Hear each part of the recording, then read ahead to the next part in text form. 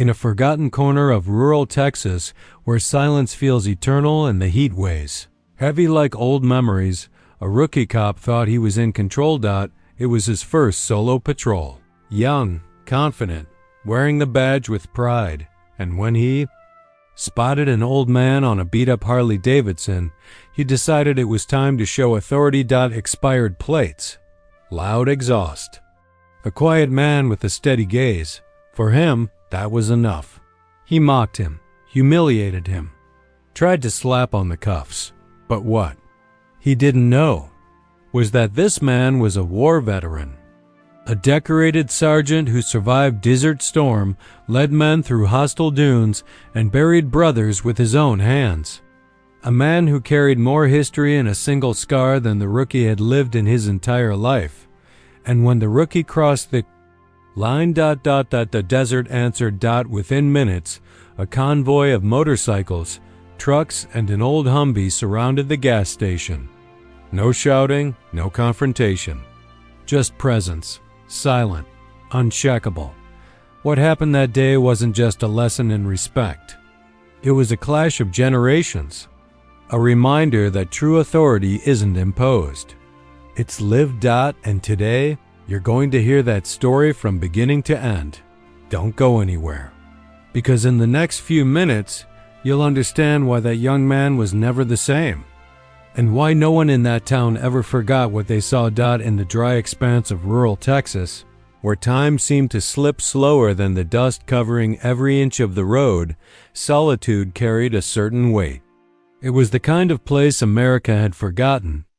A tiny town made of rusted roofs, faded signs, and silences too long to ignore. Everything there felt suspended between the past and nothingness. The day's patrol was his, and his alone.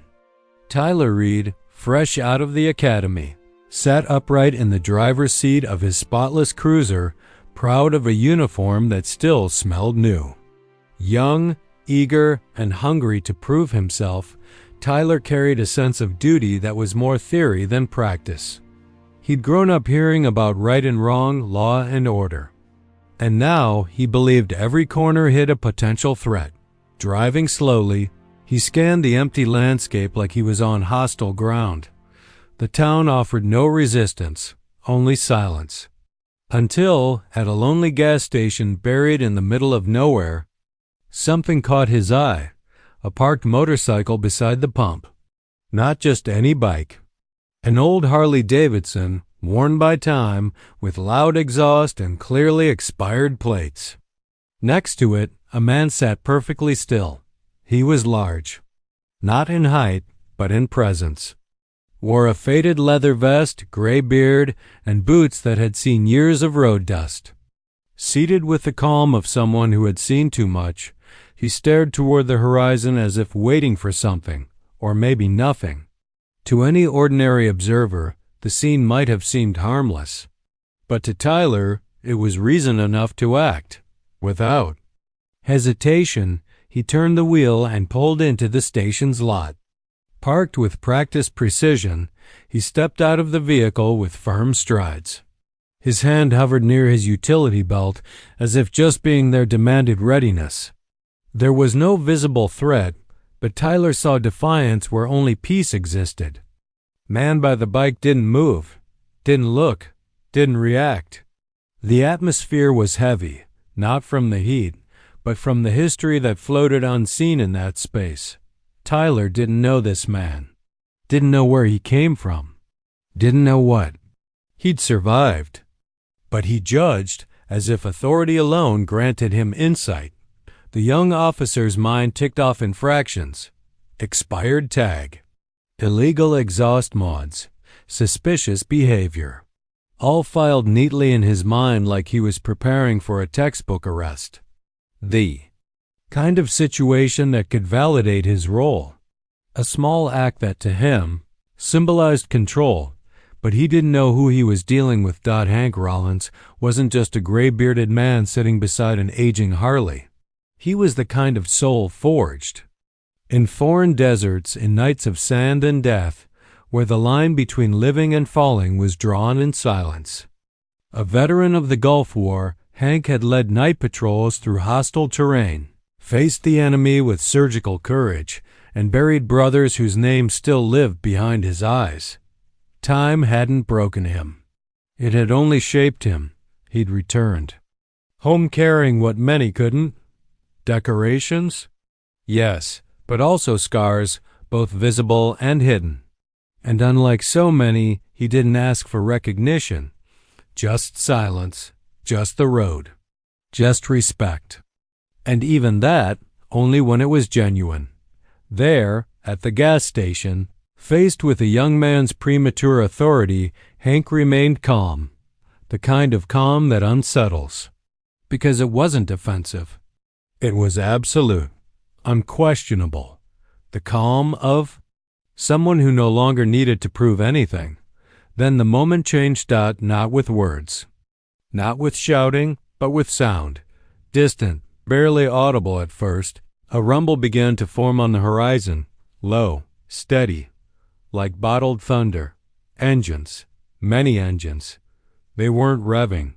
They were arriving, first a bike, then two, then pickup, trucks, an old Humvee, all moving with purpose.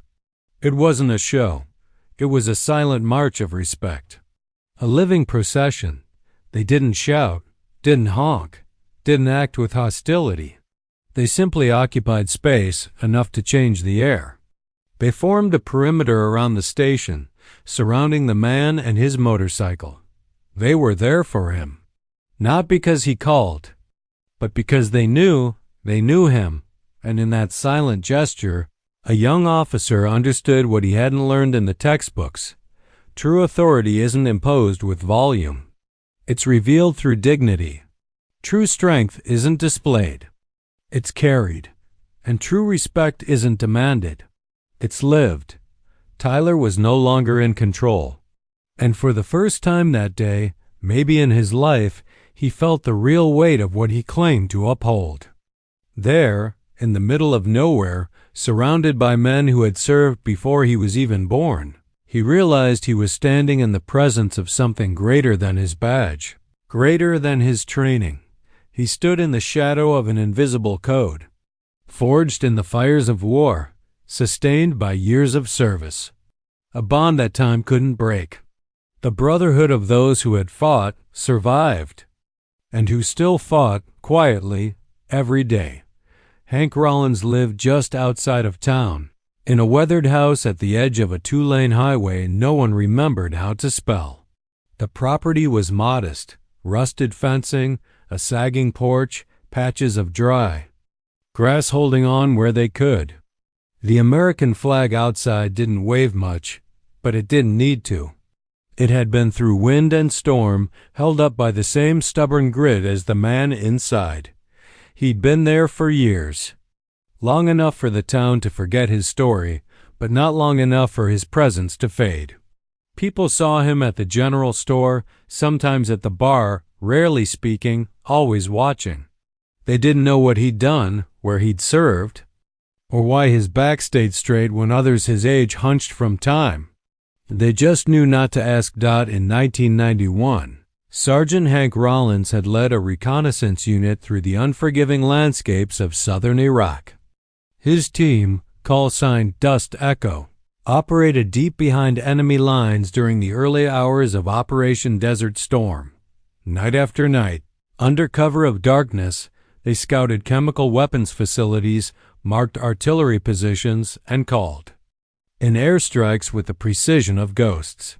He was the kind of soldier who didn't flinch under fire, who could navigate sandstorms with a compass and dead reckoning alone. His men followed him not because of rank, but because he knew how to bring them home. But not all of them came back. There were 6 in his unit. By the end, only 3 boarded the transport out. 1 bled out under the glow of tracer rounds. Another suffocated from exposure after a chemical alarm failed. The 3rd, a kid named Weller, stepped on a mine 2 days before the ceasefire. Hank carried him half a mile to the medevac zone, even though he already knew it was too late. He never told anyone the details. Never talked about the night they walked through a minefield with no maps, or the time they spent 3 days in a drainage tunnel while enemy patrols passed above. He didn't wear his medals. He kept them in a box beneath a pile of worn letters and a single folded flag. After the war, he returned home like many did, quietly, without ceremony. No parades, no thanks. Just silence. The army offered reassignments. He declined. His body was intact, but his mind had changed zip codes. He couldn't teach tactics to officers who'd never tasted blood, and he couldn't sit behind a desk while ghosts tugged at his sleeve. So he walked away from the service with a salute, packed up his memories, and disappeared into the roads that stretched toward nowhere. The motorcycle came later. A 1992 Softail, bought used, half rust, half soul. He rebuilt it himself in a lean-to garage, piece by piece, using it as therapy no VA counselor could replicate. Every bolt tightened was a distraction. Every engine rumble a reminder that he was still here. He didn't ride to impress. He rode to remember. The town around him changed, slowly and not always for the better. Young officers like Tyler Reed came in with shiny boots and eager minds, taught to measure order in traffic stops and citations. They didn't see the quiet warnings, the stillness in a man's eyes, the way some scars didn't show up on skin. Hank watched them all come and go, always polite, never asking for attention. Until one decided to make an example of him. He could have resisted, could have spoken up, could have corrected the rookie's ignorance with a few simple facts. But Hank had learned long ago that the loudest truths were the ones shown, not shouted. He'd been dismissed before, disrespected, called a relic, a burnout, a has-been. But he'd also seen men weep for comrades they couldn't save, had watched fear morph into courage in the heat of fire, had felt the weight of silence when taps played for a friend. So the words of a young officer trying too hard to matter didn't reach his core. Still that day, something changed. The convoy that appeared wasn't summoned. It didn't come from a group text or a radio call. It came from instinct, brotherhood. Hank had helped bury friends in Texas soil, helped raise funds for surgeries the VA delayed, rode miles to stand vigil at cemeteries where no one else showed up. The men who arrived that day, on bikes, in trucks, in silence, weren't a gang. They were a living memory. They were proof that service doesn't expire. They knew what Tyler didn't. That respect is carried in posture, not shouted through. A badge dot, and the town, for all its silence, remembered. Quietly, subtly, the way small towns do. The store clerks gave Hank a longer nod. The bartender filled his glass before he ordered. Even the mechanic who never said much offered to tune the Harley, no charge. No one spoke about what happened. No one needed to. It was absorbed into the town's quiet memory, stitched into its rhythm. Hank didn't change after that day. He didn't gloat. He didn't boast. He still rode the same roads, filled his tank at the same station, leaned against the same wall as the sun dipped behind the hills. But something had shifted, not in him, but around him. A quiet acknowledgement. A line drawn without confrontation. He didn't need to explain his story. The road had already told it. The silence that settled when the convoy stopped was more powerful than any shout. The engines kept idling like synchronized heartbeats. The motorcycles formed an arc around the gas station entrance. The trucks positioned themselves like walls. No windows rolled down. No aggressive gestures. But the message was clear. He was not alone. He never had been. And that moment wasn't just about a man and a cop. It was about memory, respect, and the weight of a uniform so many there had once worn. Tyler Reed, still standing with his hand near his cuffs, realized for the first time that he had crossed a line he hadn't even seen. He didn't know the names of these men. didn't know where they came from. But he understood, in an instant, that they were there because of something far greater than traffic laws or procedure. Their presence wasn't a threat. It was a living memory of something he had ignored, the kind of respect that isn't taught in a classroom, but learned through time or through failure. There was no confrontation, no words spoken, but the weight of that silent crowd fell on him like a wall. The pride that had driven him to act began to dissolve in the face of that moment.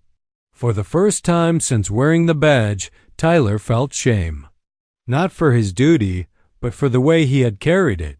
He thought he was enforcing the law, but he had disrespected something much deeper than a regulation. Hank remained still, calm, unmoving, his gaze fixed on the horizon as if he had known this would unfold exactly like it did. He didn't need to raise his voice. His posture told the whole story. Sweat ran down Tyler's face, but it wasn't the heat. It was the weight of awareness, finally setting in. Slowly the engines began to quiet. One by one, the men stepped out of their vehicles. Some wore faded vests. Others had tattoos marking battles and names that never came home. None of them looked at Tyler with anger. What filled their eyes was something worse, disappointment. They knew this kind of youthful arrogance. They'd seen it before, inexperienced commanders, empty leaders, orders barked by those who had never bled. It was an old story, but it still hurt. Tyler stepped back. Not out of fear, but because his instincts finally understood he had failed. He tried to apply the law but had forgotten to apply humanity. He thought authority came with the uniform, but now he saw that real authority came from scars, sacrifice, and a life built on discipline and quiet pain. The men gathered around Hank, not as bodyguards, but as brothers. A gesture of loyalty that transcends time. They were of different ages, different walks of life, but all spoke the same language, the language of experience. Some leaned on their bikes. Others folded their arms. All remained silent. This wasn't a protest. It was a tribute. At that moment, Tyler remembered his grandfather, a man who rarely spoke of war, but whose eyes always went blank on patriotic holidays. He remembered the medals tucked in a dusty box, the nights he'd heard muffled sobs from the hallway. And he understood that there was something sacred in the silence shared between veterans, something that cannot be invaded or questioned. Without a word, Tyler lowered his hand from his belt. He looked at Hank. He looked at the other men. He didn't apologize. He didn't try to explain. He simply took a step back, returned to his cruiser, and closed the door gently. He drove off slowly, no rush, no lights, as if acknowledging that his presence was no longer needed. The dust from the tires was swallowed by the warm breeze. The veterans remained still for several more minutes after he left. Hank finally broke the silence with a small nod to his brothers. A few smiled faintly. Others simply nodded back. After a while, they began to disperse. Bikes roared back to life. Trucks rumbled forward. No hurry, only respect. A final vigil for something that, to them, would never die. Honor. That night, Tyler didn't sleep. Sitting in his small rented apartment, he replayed every second of that day. Pride had become regret, and regret was now turning into understanding. For the first time, he opened his laptop and read about the Gulf War. He read about the operation, about soldiers who fell ill from chemical exposure, about those who came back and could never hold down a job again. And he cried. The next day, he drove back to the gas station. Hank wasn't there, but the attendant, a quiet man who always wore a cap, handed him a small folded note. It was simple. Just 5 words written in firm handwriting. Listen. Before you act, H. He placed the note in his wallet, and he never forgot it. In the weeks that followed, the town returned to its usual rhythm, slow, quiet, almost forgotten by the world. But for Tyler Reed, nothing felt the same anymore. Every corner he patrolled now carried a different weight. Not the weight of law, but the weight of awareness. The arrogance that once drove him had vanished, replaced by a quiet discomfort that followed him like a shadow. He still did his job, showed up on time, ran plates, issued warnings, but there was something different in his eyes. A kind of caution, almost reverence, that hadn't been there before. Hank's note remained folded. In his wallet, a constant reminder of everything Tyler didn't know or didn't want to know. He began to listen more.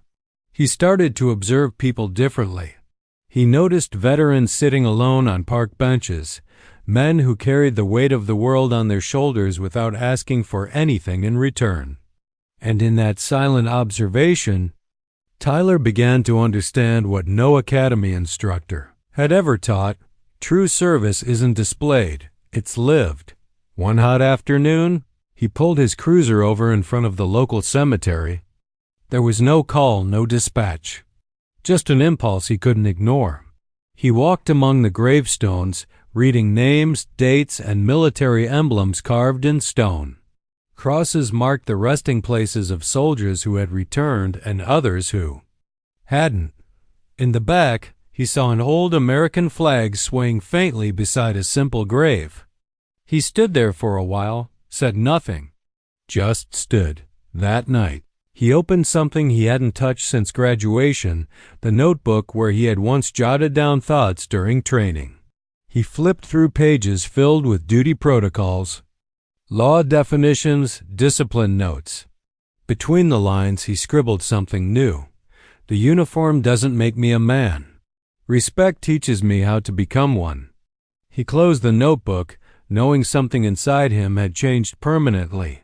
Across town, Hank continued his routine with the same simplicity as always. He rose early, tended to the yard with calloused hands, changed the Harley's oil with the same methodical rhythm he'd once used stripping rifles in the desert. He never spoke of what had happened. To him, it was already past. Just another moment swallowed by silence. But even Hank, stoic by nature, noticed the change. Tyler began showing up in places he never used to be. At the town market, helping veterans carry groceries. At the gym, cleaning up after civic events without being asked. Once a week, he sat quietly on the bench across from the gas station where it all happened. He didn't speak, didn't approach anyone, just watched. The kind of silence Hank always respected. One morning, while Hank filled his gas tank, he spotted the cruiser parked across the street. Tyler didn't get out. He just gave a not a small gesture, but filled with meaning. Hank returned it with a slight chin lift. It wasn't forgiveness. It wasn't reconciliation. It was understanding. And that was enough. The gas station became a crossing point for both. They never arranged to meet, never exchanged numbers. But now and then, there, paths intersected. A nod, a glance, and mutual respect flowed in the air like an invisible current. Hank knew how to recognize real change. He had seen many pretend, but he also knew when a man was trying for real. And Tyler, quietly, was trying. A few months later, the town organized a small event honoring Gulf War veterans, nothing fancy. Just a simple ceremony in the church hall with old photos, flags, and brief speeches. Hank almost didn't go. He didn't like public remembrance. But something nudged him that morning. He put on his old vest, the one from his service days, tied his bandana, mounted the Harley, and rode slowly toward the event. When he arrived, he saw Tyler standing at the door, handing out programs. Not as a cop, just as a volunteer. When their eyes met, Tyler said nothing. He simply offered the program with both hands. Hank took it, held his gaze for a second, and walked inside. He sat in the back in silence like always. Names were read during the event. Stories were recalled. Photos of young soldiers projected onto a makeshift screen. When Hank's name was mentioned, there was a soft round of applause. He didn't stand, didn't move. But those paying attention saw his eyes flicker. A memory returned, a face, a name. Then it passed. After it ended, Hank exited slowly. Tyler was still there, folding chairs now. Hank stopped for a second, looked at him, and spoke for the first time since the day at the gas station. "You're listening now." Tyler simply nodded. Hank climbed onto his bike, put on the helmet, and with that same steady, low rumble, rode off down the highway. He didn't need to say more. He knew the lesson had taken root, and he knew that inside the young man there was now something no training could provide: humility. And with it came the first step toward becoming not just an officer of the law, but a true servant of people. As the months passed, Tyler Reed's image changed, not through force, but through consistency. He was no longer just the rookie cop in town. He was the one who greeted elders with genuine respect, who turned off the siren when passing the veterans' home, who offered help without being asked. The town, slow and quiet as always, began to truly accept him. Not out of obligation, but because they saw in him the silent effort of someone who had learned from his own mistake and chose to change without asking for applause. There was no speech, no public declaration of regret, just small actions done over and over again. When a veteran's widow needed her backyard fence repaired, he showed up. When a cross in the cemetery fell after a storm, he was the one who stood it back up. When a group of veterans gathered at the bar to remember old comrades, he sat in the corner, listened in silence, and paid for the round without saying why. The respect he once demanded through the badge now flowed naturally from his character, Hank. Rollins watched it all from a distance. Never interfered, never judged, just observed. And what he saw was the birth of a real public servant. He knew many joined the force for power, for status, for stability. But few stayed out of honor, and fewer still understood what that word truly meant. Tyler was beginning to understand, and that understanding, slow, painful, was the only kind that truly lasted. The Harley kept rolling along Texas roads as a living symbol of resilience and memory. Hank continued living simply between the garage, the yard, and quiet missions only he understood. Sometimes he disappeared for days. No one asked. They knew he'd be back. He always came back. Because certain men, even when tired, never abandon. The post. One morning, Tyler showed up at the gas station. Not on duty. He was off, no uniform. He parked, stepped out slowly, and walked over to the pump where everything had started months before. Hank was already there, fueling up calmly, as always. Tyler said nothing, just stood beside him. The silence wasn't awkward. It was necessary. A mutual acknowledgement that the past was still present, but no longer heavy. Hank finished fueling, closed the cap, glanced at Tyler, and said simply, "Still listening?" Tyler nodded. Hank climbed onto the bike, put on his helmet, and rode off without another word. The deep, steady rumble of the engine faded slowly into the road like a final heartbeat marking the end of a chapter. Tyler stood there for a few more minutes, looked toward the horizon, took a deep breath, and smiled, not out of pride, but out of gratitude. In the months that followed, he was seen visiting local schools, speaking to young people about public service, respect, and responsibility. He spoke little, but with truth. He used real-life examples, not theories. And whenever possible, he mentioned that the biggest mistake a man can make isn't failing, but refusing to learn from failure. He never mentioned names, never told the full story. But the light in his eyes made it clear it came from experience. On Veterans Day, the town's mayor gave a short speech in the central square. Nothing grand. Just a few words about sacrifice and gratitude. At the end, he asked, "All Gulf War veterans to stand." Hank was there, as always, in the back, quiet. When he stood, Tyler stood too, even though no one had called his name. Some turned, confused, but the veterans understood. It was a gesture, a silent tribute not to himself, but to the man who had taught him, without a single lecture, the real meaning of honor. When the event ended, Tyler approached Hank, who was now wearing his old vest and staring at the dusty ground with tired eyes. They stood side by side without looking at each other.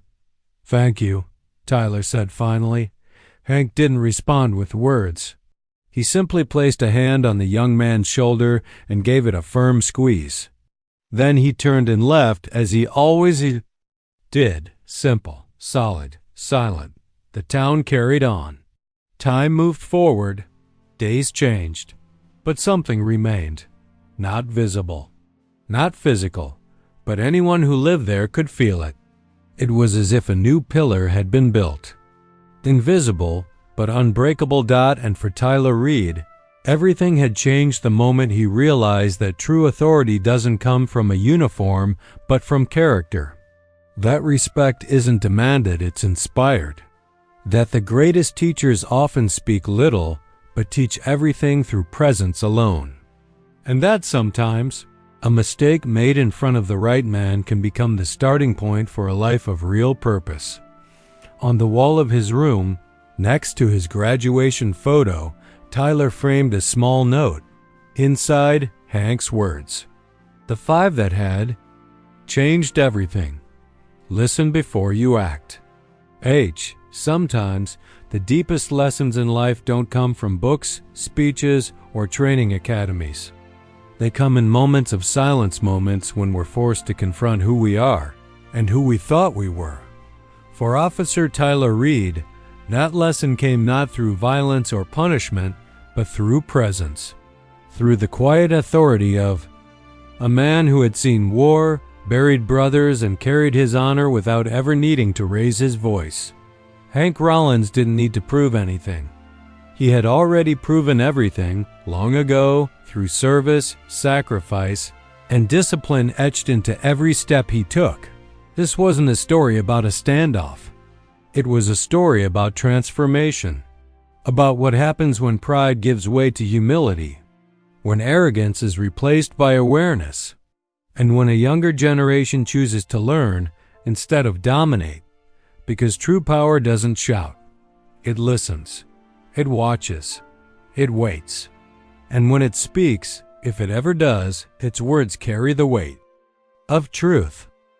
Tyler Reed walked away from that gas station a different man than the one who'd stepped out of his cruiser. And though the world may never know the full story, he will carry it with him for the rest of his life. And maybe, just maybe, that's the kind of quiet honor we all need a little more of. If this story moved you, take a moment to reflect. What does honor mean to you? Leave a comment. Share your thoughts. And don't forget to subscribe for more powerful veteran stories like this. 1.